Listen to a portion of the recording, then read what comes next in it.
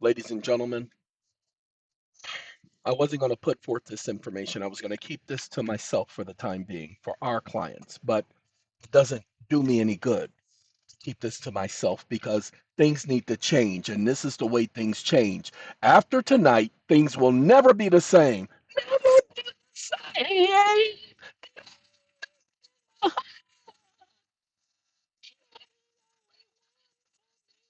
Love is a house. Anyway, ladies and gentlemen, what? For some D's. Anyway, ladies and gentlemen, do you see the title? Proof that the borrower is construed as a party to the pooling and servicing agreement. Ladies and gentlemen, I put a 1973 pooling and servicing agreement in the system. Why? Because I was on this tip in 2012 trying to prove this, and they got me distracted and I forgot it. And so tonight, I had time. I had time. I've been up since 3 o'clock this morning working on somebody's appeal. I am wired. Sorry. As you see, I'm pissed off because I've been hearing courts say that the borrower is not part of the pooling and servicing agreement. Well, he left some things out. So watch what I do. Because I told him he didn't add the part of where Congress said it. He's doing everything else. He's rebutting the presumption. The party must execute the note, the borrower's legal capacity, representations, and warranties. Get your pooling and servicing agreement. You're going to get this GPT. Get on. I'm going to give you this GPT. And if they mess with it, then use another one. But prove that you're part of the pooling and servicing agreement. And guess what? The Reeves test kills any attempt to foreclose on your property, any attempt in bankruptcy, because this proves, watch this, wake up, you didn't add the information that because the borrower is part of the pooling and servicing agreement, they are entitled to dividends and other proceeds that they have not received, which means that this is a violation of securities laws and it is securities fraud, and you need to provide facts and conclusions of law to this fact. Exclamation mark. And I said, facts and conclusions. I want actual law, comma, act of Congress, comma, statute at large, comma, United States Code, statute at, placed in parentheses, comma, and 3 Supreme Court case citations that are binding precedent to support the conclusion. Period. And every other inference in this communication that refers to a U.S. code and you don't precede that U.S. code with the aforementioned and placing the U.S. code in parentheses means you violated the mandate and need to correct it immediately. Stop listening. Ladies and gentlemen, conveyance language. Depositor, transfer, what borrower created. Conveyance from seller to depositor. Each seller, concurrently with the execution and delivery of this agreement, hereby sells, transfers, assigns, set over, and otherwise conveys to the depositor without recourse all of the respective rights, titles, and interests in and to the related mortgage loan. The depositor is the depository institution. They're operating in your behalf, in your stead. How do we know that? Because that's what I did, y'alls. I might, let me see. Is that it? Because I put it in here. I put in here this information where the bank is operating as your attorney in fact, in your stead, as if the bank was you. That's what this says, as if they were you yourself. That's what makes you part of the pooling and servicing agreement, is because they're acting as your agent. in your behalf, in your stead. So when the courts say that the borrower is not part of the pooling and servicing agreement, that's a presumption. They don't show no proof. They don't even have the pooling and servicing agreement when they're saying that. Lord have mercy. There can't be a pooling and servicing agreement without the borrower. There can't be pledged collateral without the borrower. There can't be a note, which is the pledged collateral, without the borrower. There can't be a pooling and servicing agreement without the note. Or can't exist without the borrower. So there can't be a trade or a mortgage-backed security without the borrower. So don't let them tell you that they're two separate agreements. They are lying. I apologize. Now, let's put that. Uh-oh. This wasn't supposed to be there. I'm not supposed to be put. It's this that I need to put there. So let's take care of that. Now they're going to add this information that I just put in there. Woohoo! My cases and my proving that the pooling and servicing agreement entitles the borrower to dividends. Y'all gonna get paid. Y'all gonna get paid. Y'all gonna get paid. You just have to follow through. It doesn't matter if your mortgage was foreclosed on last year, last week, last month. Go back in court, do a petition to vacate judgment based on this newly discovered and exculpatory evidence that the note was a security. Wait! And then if they deny your petition for reconsideration, because you're going to put all of this stuff in your petition, get him to create the petition. You're going to put all of this stuff in your petition, rebutting their presumptions, pay attention. And then you're going to appeal based on that information. Now, if you want to appeal based on everything, then include the previous information in your reconsideration. But you're appealing the reconsideration. So if you want to appeal the entire case, add the entire case into the reconsideration by reference. All of the previous points and adding these points to that is conclusive evidence because there is no evidence on the record. They never put any evidence on the record. They're just using presumptions. Kill the stupid presumptions. Now, it's going to take some of you a while to understand why presumptions is your enemy. And you have to rebut the presumptions. You fail to rebut the presumption, they win. Because they are courts of presumptions. I did 3 appeals in the last 3 weeks, and each appeal took me 3 weeks to complete all 3.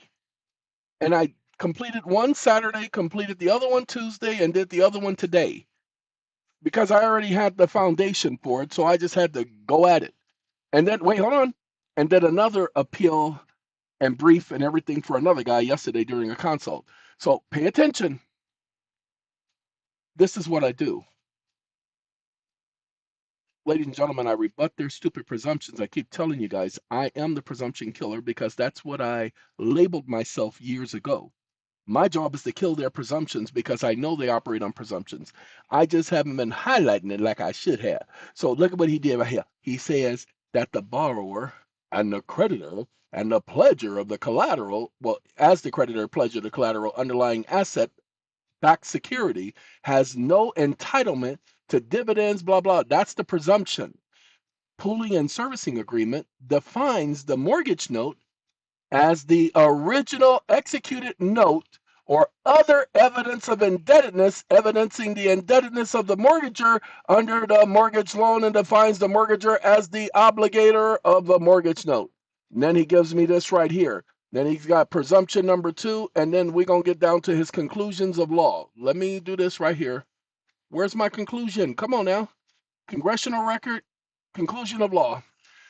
The certificates issued under the pooling and servicing agreement constitute securities within the meaning of the act, blah, blah, blah, blah, blah, which defines the security to include any note, stock, treasury stock, blah, blah, blah. It includes your note. So the note is a security.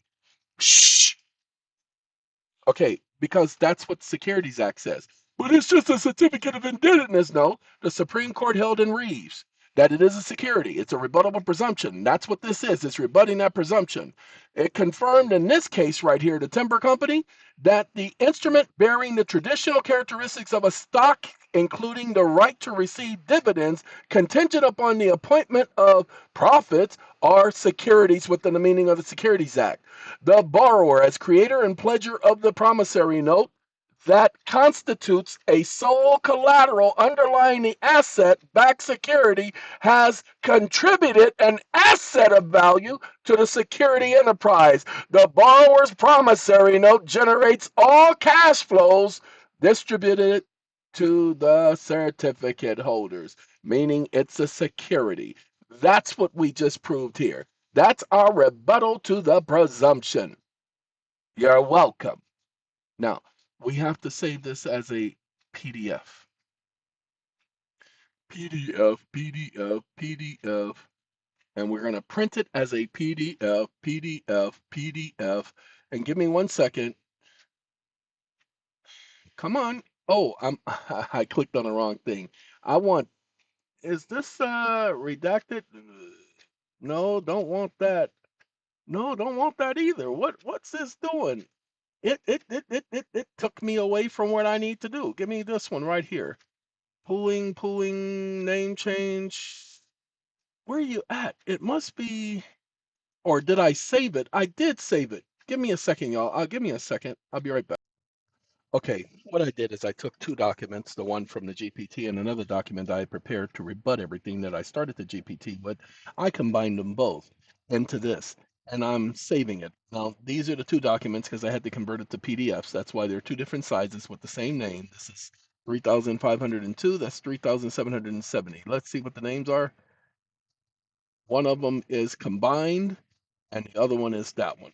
Okay, I took away the combined, and I called this one killer.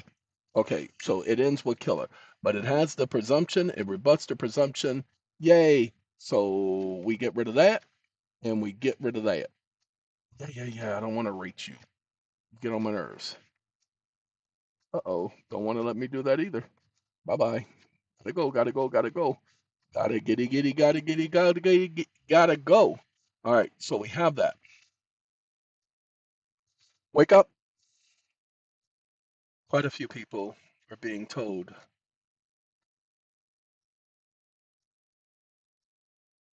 that they cannot, under any circumstance, argue that they are parties to the pooling and servicing agreement, that it's a sovereign citizen argument, how are you going to rebut that? Give me a petition to the court for reconsideration documenting this exculpatory, newly discovered evidence. Question mark.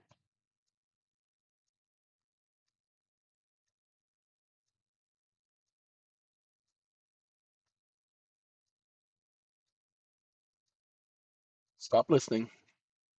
Ladies and gentlemen, as you see, it said I reached my limit and it resets at 8 o'clock. Oops, I'm sorry. My bad.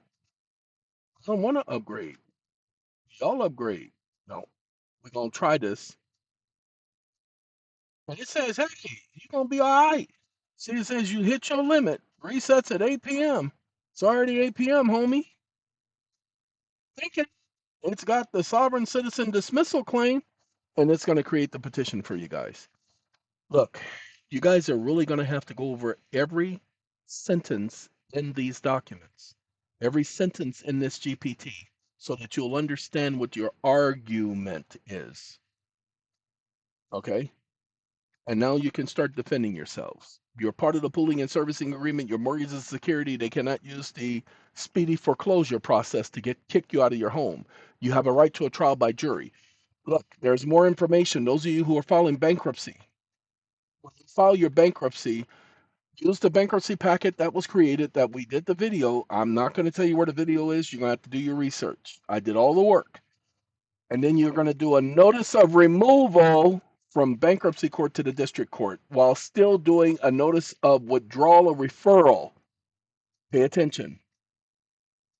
The documents are already created. The only one that's not created is the notice of removal. So you're going to take the bankruptcy packet, put it in one of these GPTs, and tell it to create a notice of referral, not referral, notice of removal to the district court. By doing a notice of removal, and yes, you're going to have to pay to remove it to the district court. But by doing a notice of removal to the district court, you're going to put in a civil complaint asking for a trial by jury, introduce this information. You don't understand what I'm talking about because you don't get it. Bankruptcy court is a lower court. You can do a petition to the district court from a lower court, not just a state court, but a lower court. Do a notice of removal from bankruptcy court to the district court. That's original jurisdiction. The district court has no authority to send your case back to the bankruptcy court because the district court has original jurisdiction and can only send your case back to the court of original jurisdiction, which is the district court, and you get to ask for a trial by jury. Do you understand what I just said, what I just did? You better pay attention because many of y'all are not going to walk the walk and talk the talk, and you're going to be stuck. And he created a petition for you guys, ladies and gentlemen. So you're going to get this GPT. You're going to get the GPT. Okay? And he tells you exactly what he's doing. He tells you exactly what he put in there. Newly discovered evidence, PSA. Pooling and servicing agreement itself proves the borrower executed the note, proves the trust fund consists of the borrower's created instrument, proves the notes are UCC instruments. These are admissions that the PSA is what it is, and it's not an interpretation. Okay? He gives you the facts. Then he tells me all U.S. codes are placed in parentheses. Okay, so what you got is no longer a presumptive law. He gives you U.S. codes in parentheses, but the actual act of Congress and the statute at large, and then he gives you the Supreme Court case citations because that's exactly what I asked him for. What you have is something that cannot be rebutted. You cannot challenge this. You cannot say that's frivolous or anything like that because you just gave them facts and conclusions of law. Then you say, wait a minute, are you saying that Congress intent and the actual law is frivolous? Under what authority do you have to call congressional intent frivolous, Your Honor? Just that simple. No more frivolous. Rebutting presumptions is what you do. I gotta copy this because we gotta save this. Give me a second. I gotta get the title because petition for reconsideration based on newly discovered evidence, exculpatory evidence. Somebody tried to go into the court today. Those of you guys who lost your home, this is how you get it back. Get a copy of your pooling and servicing agreement associated with your note. Get a copy of the pooling and servicing agreement associated with your note. Ask the servicer for it. You have a right to it. It's not, oh, that's proprietary information. You a mother lie. Don't be sitting up here lying to me. All right, look, I gotta go. But the courts have said that you're not part of the pooling and servicing agreement. This proves that you are. All you got to do is go through here and double click on the download. Okay, see where it says download? Double click. Sorry. Oh, it'll save it. I don't want to save it. I want to pull it up. So double click here. You'll pull up the document. Double click here. You don't want to see. Watch this. Okay, what I want you to do is you don't want to do that one because this gives you a text. Don't do that one. Don't download that one. Download here. Download as PDF. You don't want that stupid text stuff. You want the PDF because you can convert that to Word. All right, word up. I gotta go because I keep talking. This is gonna be a 30-minute video, and a 40-minute video, then a 50-minute video. Go back. Pay attention. The courts have said that you're not part of the pooling and servicing agreement. This rebuts that presumption, proves that you are. It uses an actual pooling and servicing agreement. You can put your pooling and servicing agreement in and have it identify you specifically via your pooling and servicing agreement. The courts have operated on a presumption. This rebuts the presumption. Have a good day.